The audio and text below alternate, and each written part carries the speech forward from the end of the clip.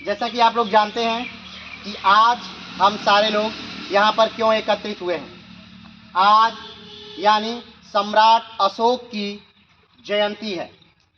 अब प्रश्न ये आता है कि आखिर ये सम्राट अशोक हैं कौन? ये कौन हैं जिन्हें हम आज याद कर रहे हैं? तो आइए सम्राट अशोक के बारे में हम कुछ बातें कर लेते हैं। सम्राट अशोक का जन्म आज से लगभग 230 ईसा पूर्व इसी मगध क्षेत्र में हुआ था।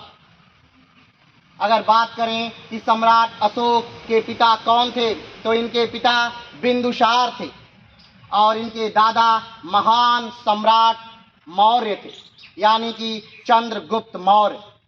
ये वही चंद्रगुप्त मौर्य हैं जिनके सेनापति या जिनके आचार्य या जिनके गुरु विष्णुगुप्त या चाणक्य थे। समय के साथ चंद्रगुप्त ने पूरे भारतवर्ष, अफगानिस्तान, काबुल वाले एरिया को जीतते हुए, पाकिस्तान वाले एरिया को जीतते हुए कर्नाटक तक अपनी ध्वजा पताका फहराई। लेकिन जीवन के आखिरी वर्षों में भद्रबाहु के संरक्षण में वो श्रवणबेलगोला यानी आधुनिक कर्नाटक चले गए और विंध्यगिरि पर्वत पर उन्होंने 42 दिन के उपवास के बाद अपने प्राण को त्यागा, वो और उनके गुरु दोनों। उसके बाद राज्यकार का पूरा भार उनके पुत्र बिंदुसार के कंधों पर पड़ा और बिंदुसार ने उसे बखूबी निभाया। मिस्र, यूनान और उस समय के स्पार्टा से भी बिंदुसार के बहुत बेहतरीन संबंध थे।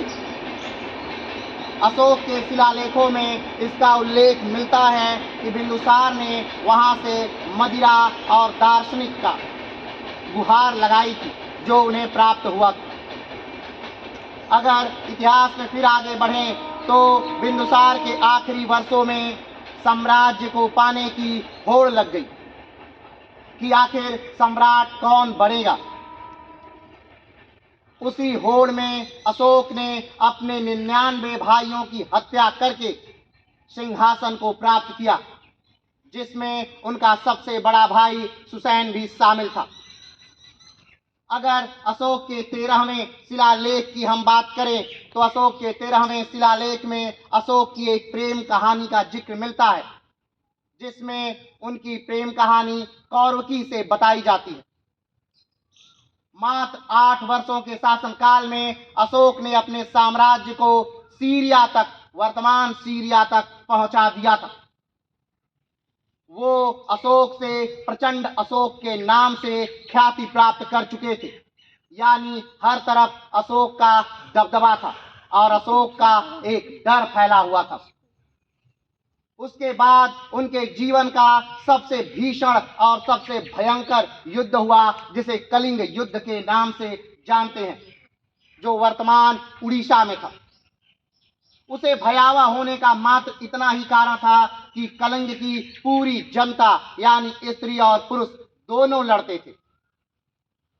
ये अशोक के जीवन का आखिरी युद्ध था, क्योंकि अशोक उस युद्ध में स्वयं मौजूद था। 6 महीने की घेराबंदी के बाद जब अशोक ने उस युद्ध स्थल का निरीक्षण किया तो अशोक ने पाया कि मात्र यहाँ दर्द और पीड़ा के सिवा अशोक ने कलिंग में कुछ भी नहीं जीता।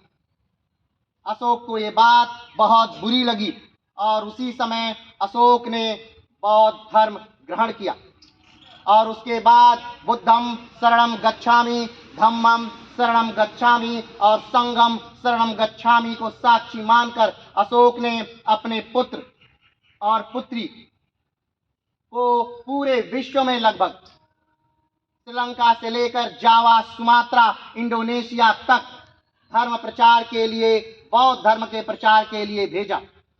अशोक ने फिर कभी शस्त्र नहीं उठाया और आज अशोक प्रचंड से धम्म अशोक बन गया और अशोक ने पूरे विश्व में शांति का, सौहार्द का मार्ग को प्रशस्त किया। ये था प्राचीन भारत का एक महान सम्राट, एक महान वंश का महान सम्राट अशोक। जिसके बारे में आज तक हम पढ़ते हैं और जो मगध ही नहीं पूरे भारत की एक शान के तौर पर जाना जाता है, सम्राट अशोक। तो आज के लिए सम्राट अशोक पर इतना ही। धन्यवाद।